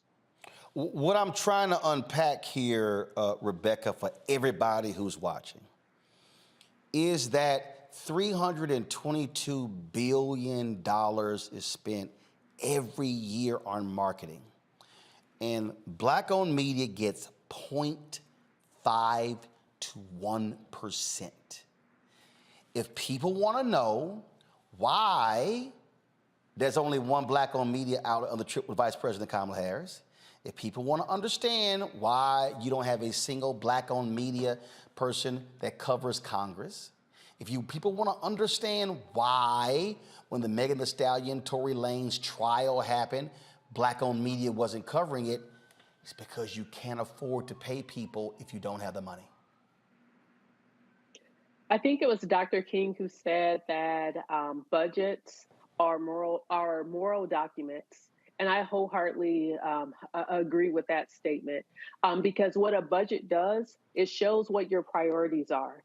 And if black folks, if black-owned businesses, if black media is excluded from any budget, it's letting us know that we are not a priority, that our black doctors, our black lawyers, our black business people, our black media companies, our Black public relations companies, our Black public affairs companies aren't a priority for that particular business.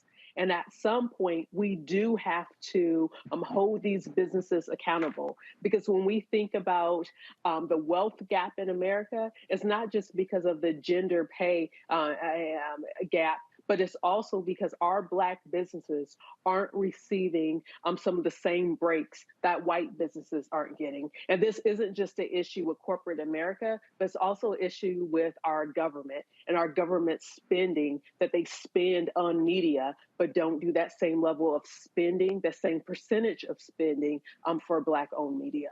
And so go to my iPad, please, before I go to Joe. And Joe, this is the Clorox. This is what they spend every year on advertising. This, according to this chart, in 2019, they spent $581 million. Now, this is according to this chart here. Now, I was looking at another, before I go, so come back here. Now, according to this, in 2022, it says, come on, go to my iPad, that Clorox spent $709 million in 2022. So, here's the deal. If black-owned media, Joe, got 10%, let's just say 10% of the money that Clorox spends, that's $70.9 million, okay? Just for our audience sake, if, let's just say, of the $70 million, let's just say, again, it's 10%, y'all. It's $70 million. It's black-owned media. We're talking about, now mind you, multiply that by, let's just say there are 30 companies that are out there spending the same amount of money. So if 30 companies, if $70 million was spent by 30 companies, that amounts to $2.1 billion. Black-owned media will get 10%, that's $210 million. Then we'll be able to afford staff, be able to afford marketing, be able to grow. And so I'm very curious, and I would love to find out, and we're going to reach out to them because we're trying to reach out to them. I'm going to hit the sister. I've already texted a couple of people. Robert used to work with Reverend Jackson there. I know Christopher Williams has done stuff with Rainbow Push before. We need to get his number because we need these black board members asking the very same questions I'm asking in their board meetings. Who's the money being spent with? If you don't follow the money, Joe, then you can't have a real conversation. Now, I want to be left out on the scriptures, so I'm going to Matthew 6:21. For where your treasure is, your heart will be also. So we're going to know by looking at the budgets where the money is and where the money is going. And at the end of the day, you know, here we are in another situation where you plant a seed and you're supposed to get a harvest. It's one thing if we don't buy Clorox. There's a bunch of things we can talk about. Well, black folk don't really get into this. No, we all got Clorox. Now, sometimes we don't use it. You go to your cousin's house and it's not cleaned up the way it needs to. And what do you tell him? You tell him, go get the Clorox because I know it's here. Me, I was using the Clorox over the weekend on the edge of my toothbrush, straightening out my Adidas Superstars. Can I be real? You know what I mean? We've all got Clorox. We all use Clorox, okay? And so plant a seed, get a harvest. You know, there was a time when we bought a third of movie tickets all those years ago and didn't have any black-owned theaters. You know, so, you know, at the end of the day, we have to be serious. I appreciate you trumpeting this horn because it has to be trumpeted. The fact of the matter is, if they do the drop in the bucket that they're actually supposed to, which would be commensurate with the investment that they have. Clorox is truly a product that transcends color. We all have it, all right? And so, therefore, if they do what it is that they're supposed to do, and that's why we have to press that button, we would be a lot further along, and the stories that need to get told would get told. And so we have to continue to press that button. Well, we're going to keep pressing it, and we're going to keep calling and emailing, and then we're going to report back to you and tell you if they actually answered our phone calls or emails. And if they didn't, we'll be having another conversation. Tech Talk is next on Roland Martin Unfiltered.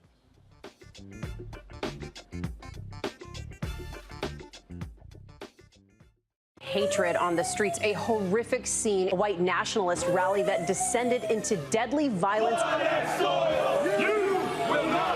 White people are losing their damn minds. As an angry pro-Trump mob storms the U.S. Capitol, we've seen shooting. We're about to see the rise of what I call white minority resistance.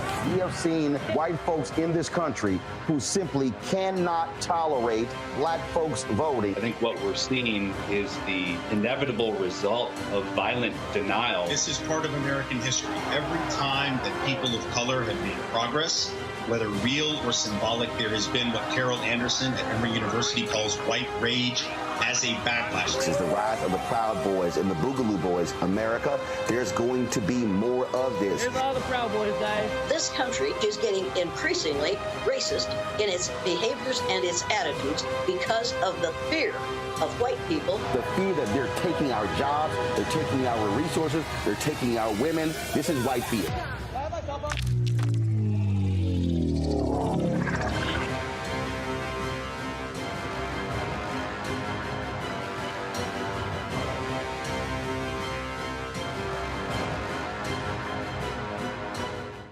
Hi, I'm Vivian Green. Hi, I'm Wendell Pierce, actor and author of The Wind in the Reeds. Hey, yo, Peace World, what's going on? It's the Love King of R&B, Raheem Devon, and you're watching Roland Martin, Unfiltered.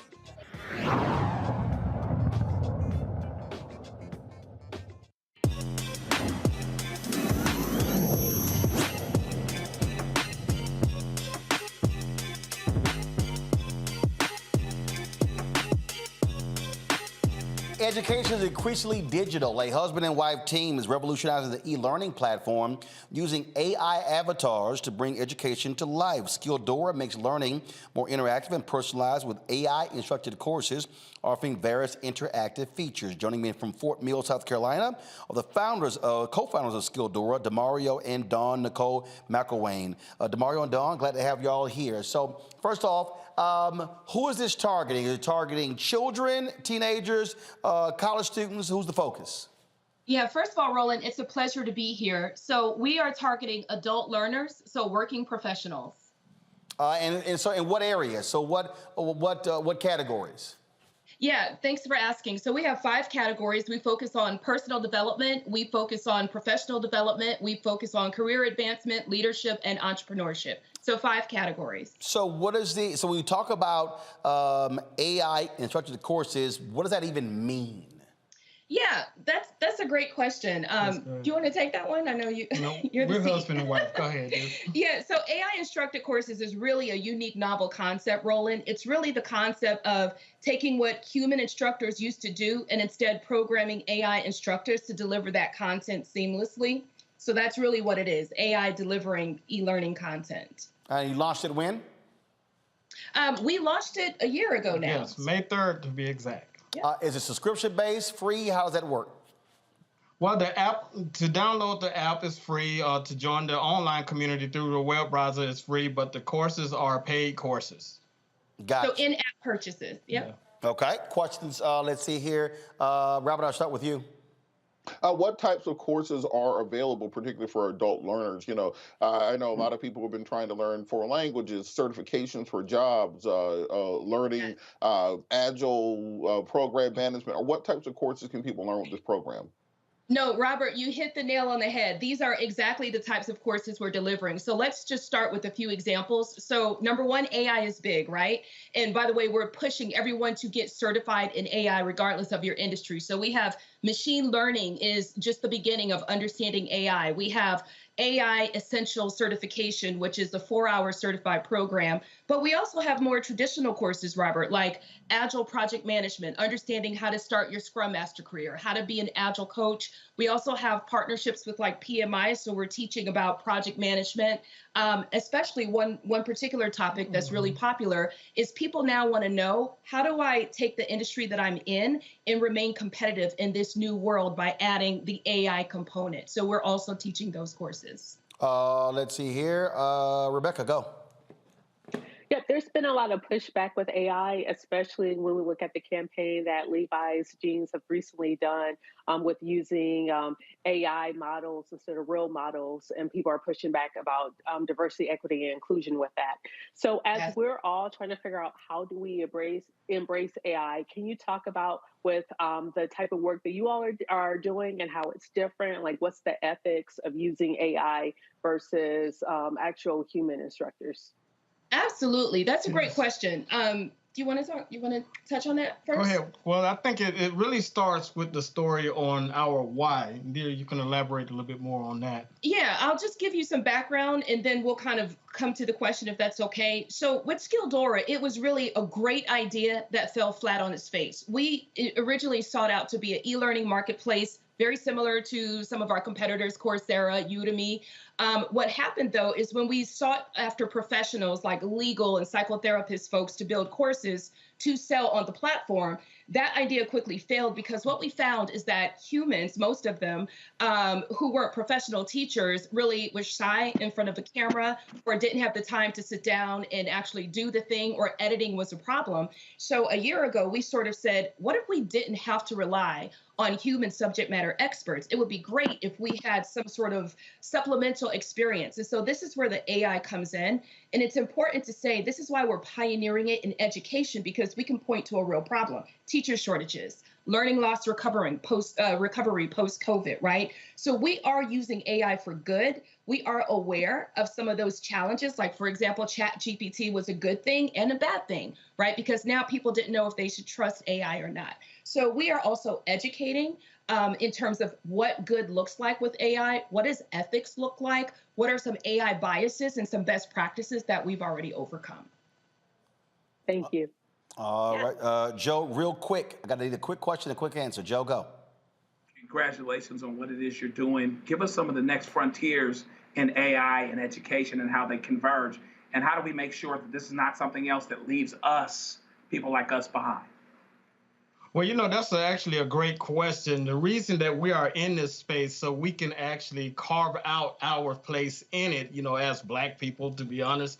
And I don't believe that it will actually dissolve anytime soon. You know, as classrooms are starting to emerge, you know, with the smart boards and computers and everything, AI is actually coming in to help the teachers just reach more students. You know, in the U.S. market, we are the only ones that's kind of not on board with it yet. You know, places like Japan and China, they're already rocking and rolling with the AI. So we actually plan to be the front runners on this side of the ground to help just basically make people comfortable with the transition. And it's not about replacing teachers, it's about extending the human experience, alleviating teacher burnout, so on and so forth. All right, then we'll pull up with folks where we can access the app. It's Skilldora. You see right there how to connect with them on social media. Go to their LinkedIn, Twitter, YouTube page as well. Well, we certainly appreciate both of you joining us, DeMario and Don. Good luck. Thank you. Thank you very much. All right, thanks a bunch. Folks, that is it for us. Joe, Rebecca, Robert, thank you so very much. Folks, I'll see you tomorrow right here on Roland Martin Unfiltered, right here on the Black Star Network. Holla! Folks, Black Star Network is here. Oh, no punches! I'm real revolutionary right now. Support this man, Black Media. He makes sure that our stories are told. Thank you for being the voice of Black America, Roland. Stay Black. I love y'all. All momentum we have now. We have to keep this going. The video looks phenomenal. See, there's a difference between Black Star Network and Black-owned media and something like CNN. You can't be Black-owned media and be scared. It's time to be smart. Bring your eyeballs home. You dig? Pull up a chair. Take your seat. The Black Tape with me, Dr. Greg Carr, here on the Black